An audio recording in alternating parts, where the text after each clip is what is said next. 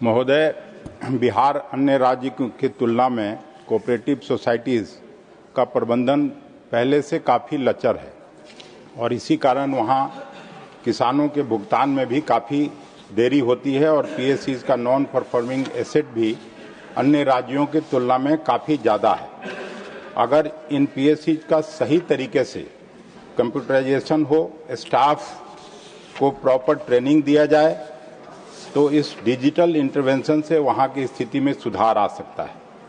महोदय, लेकिन मैंने जो सवाल पूछा था कि बिहार में पीएससीज के कंप्यूटराइजेशन की डिस्ट्रिक्ट वाइज मॉनिटरिंग होती है कि नहीं, उसके जवाब में केवल एक स्थापित प्रक्रिया का उल्लेख किया गया। हमको तो लगता था कि सवाल गृह मंत्रालय से जुड़ा हुआ है तो कम से कम उत्तर सटीक मिलेगा, लेकिन महोदय इस जवाब में कोई जवाब ही नहीं है। अगर मॉनिटरिंग होती है तो आपको यह बताना चाहिए था कि कंप्यूटराइजेशन का फिजिकल प्रोग्रेस क्या है, तो आपको यह बताना इसमें कितना परसेंटेज पीएससीज का यह कार्य पूर्ण हो चुका है, ये कम से कम मेंशन करना चाहिए था और कहाँ नहीं हुआ है। इसलिए मैं चाहूँगा कि मंत्रालय की ओर से पहले इस प्रश्न का ठोस जवाब आए कि बिहार में पीएससीज के कंप्यूटराइजेशन के डिस्ट्रिक्ट वाइज अद्यतन स्थिति क्या है।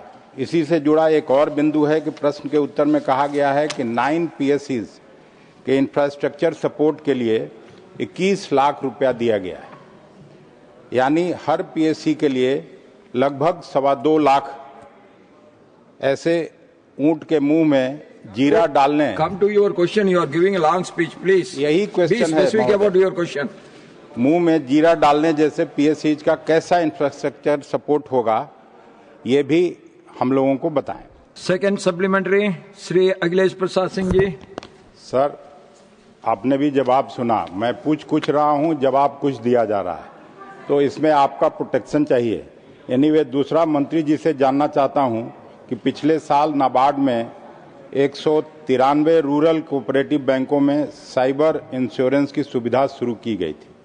क्या बिहार के किसी पीएससीज में भी साइबर इंश्योरेंस की सुविधा शुरू हुई है या नहीं?